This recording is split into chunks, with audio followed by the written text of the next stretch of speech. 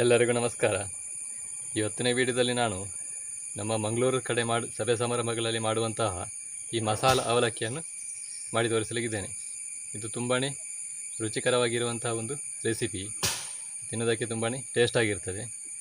ಅದನ್ನು ಯಾವ ರೀತಿಯಾಗಿ ಮಾಡೋದು ಅಂತೇಳಿ ಇವತ್ತಿನ ವಿಡಿಯೋದಲ್ಲಿ ನಾವು ನೋಡಿಕೊಂಡು ಬರೋಣ.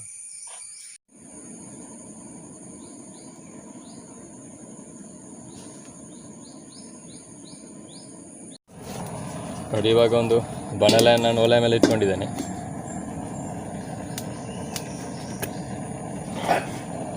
ನೋಡಿ, ಇವಾಗ ಅದಕ್ಕೆ ನಾನು ಸ್ವಲ್ಪ ಎಣ್ಣೆ ಹಾಕಿ ಹೊಲ್ತಿದ್ದೇನೆ.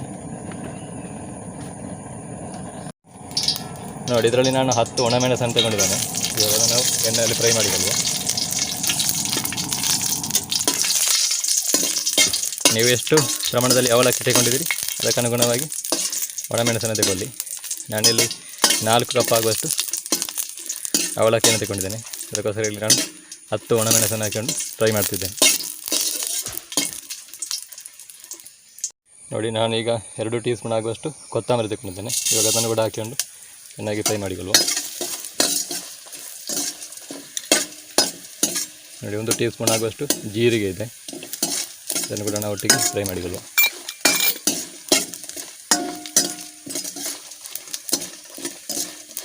ನೋಡಿ, ಇವಾಗ ಫ್ರೈ ಮಾಡಿದಂಥ ಮಸಾಲೆ ಪದಾರ್ಥಗಳನ್ನೆಲ್ಲವನ್ನು ನಾನೀಗ ಮಿಕ್ಸಿ ಜಾರ್ ಒಳಗಡೆ ಹಾಕೊಂಡಿದ್ದೇನೆ. ನೋಡಿ, ಇವಾಗ ಇದರ ಜೊತೆಗೆ ಸ್ವಲ್ಪ ಹುಣಸೆ ಹುಳಿ, ಅದೇ ರೀತಿ ನೋಡಿ ಒಂದು ಸ್ವಲ್ಪ ಬೆಲ್ಲವನ್ನು ಕೂಡ ಹಾಕಿಳ್ತಿದ್ದೇನೆ.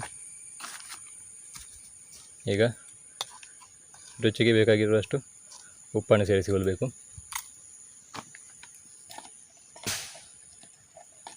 ಇದರ ಜೊತೆಗೆ ಚಿಟಿಕೆ ಅರಶಿನ,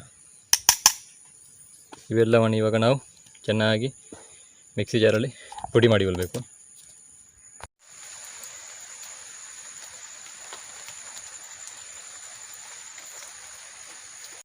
ನೋಡಿ, ನಮ್ಮ ಮಸಾಲೆ ಎಲ್ಲ ಇವಾಗ ಚೆನ್ನಾಗಿ ಪುಡಿ ಮಾಡಿ ಆಗಿದೆ.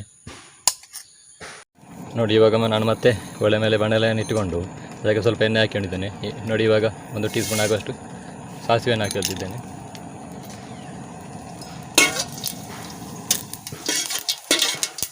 ನೋಡಿ, ಇವಾಗ ಸಾಸಿವೆ ಕಾಲೆಲ್ಲ ಚೆನ್ನಾಗಿ ಸಿಡಿತಾ ಉಂಟು. ನೋಡಿ, ಇವಾಗ ಒಂದು ಒಣಮೆಣಸನ್ನು ಕಟ್ ಮಾಡಿ ಅದಕ್ಕೆ ಹಾಕಿದ್ದೇನೆ. ಅದೇ ರೀತಿ 1-2 ಸಲ ಕರಿಬೇವಿನ ಸೊಪ್ಪು. ನೋಡಿ, ಇವಾಗ 1 ಟೀ ಸ್ಪೂನ್ ಆಗುವಷ್ಟು ಉದ್ದಿನ ಬೇಳೆ.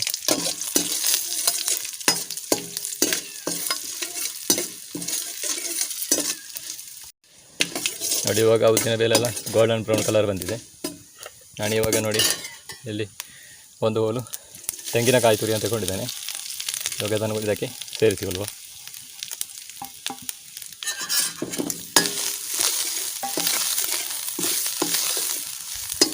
ತೆಂಗಿನಕಾಯಿ ತುರಿಯನ್ನು ಕೂಡ ಸ್ವಲ್ಪ ಹಸಿ ವಾಸನೆ ಹೋಗುವವರೆಗೆ ಚೆನ್ನಾಗಿ ಬಾಡಿಸಿಕೊಳ್ಳಬೇಕು. ನೋಡಿ, ನಾನು ಆಗ ಗ್ರೈಂಡ್ ಮಾಡಿಟ್ಟಿರುವಂತಹ ಮಸಾಲೆಯನ್ನು ಕೂಡ ಇದಕ್ಕೆ ಸೇರಿಸಿಕೊಳ್ತಿದ್ದೇನೆ. ನೋಡಿ, ಇವಾಗೆಲ್ಲವನ್ನು ಚೆನ್ನಾಗಿ ಮಿಶ್ರಣ ಮಾಡಿಕೊಳ್ಬೇಕು. ಎಲ್ಲ ಮಸಾಲೆ ಕೂಡ ಚೆನ್ನಾಗಿ ಎಣ್ಣೆಯಲ್ಲಿ ಫ್ರೈ ಆಗಿದೆ. ಇವಾಗ ನಾನು ಇಲ್ಲಿ ತಗೊಂಡಿರುವಂತಹ 4 ಕಪ್ ಆಗುವಷ್ಟು ಅವಲಕ್ಕಿಯನ್ನು ಇದಕ್ಕೆ ಹಾಕಿಕೊಳ್ತಿದ್ದೇನೆ. ಇವಾಗ ನಾವು ಅವಲಕ್ಕಿಯನ್ನು ಸೇರಿಸಿಕೊಂಡು ಚೆನ್ನಾಗಿ ಇದನ್ನು ಮಿಶ್ರಣ ಮಾಡಿಕೊಳ್ಬೇಕು.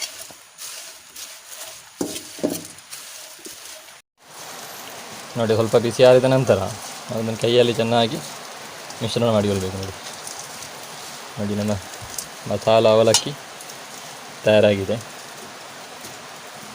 ನಮ್ಮ ಮಸಾಲ ಅವಲಕ್ಕಿ ತಯಾರಾಗಿದೆ.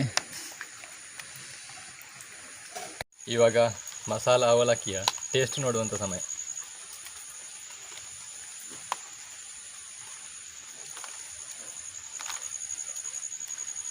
ಸೂಪರ್ ಆಗಿದೆ.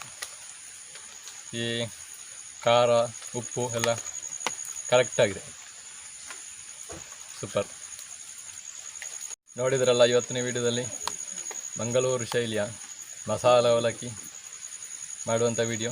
ಈ ವಿಡಿಯೋ ನಿಮಗೆ ಇಷ್ಟ ಆಗಿದ್ದರೆ ಈ ವಿಡಿಯೋಗೊಂದು ಲೈಕ್ ಮಾಡಿ, ಶೇರ್ ಮಾಡಿ, ನಿಮ್ಮ ಅನಿಸಿಕೆ ಅಭಿಪ್ರಾಯ ಏನಾದರೂ ಕಮೆಂಟ್ ಮಾಡಿ ಅಂತ ಹೇಳ್ತಾ ಇವತ್ತಿನ ವಿಡಿಯೋನ ನಾನು ಇಲ್ಲಿಗೆ ಕೊನೆಗೊಳಿಸ್ತಿದ್ದೇನೆ. ಮುಂದೆ ಇದೇ ರೀತಿಯ ರೆಸಿಪಿ ವಿಡಿಯೋದೊಂದಿಗೆ ನಿಮ್ಮೆಲ್ಲರನ್ನು ಭೇಟಿ ಮಾಡ್ತೇನೆ ಅಂತ ಹೇಳ್ತಾ ಅಲ್ಲಿಯವರೆಗೆಲ್ಲರಿಗೂ ನಮಸ್ಕಾರ.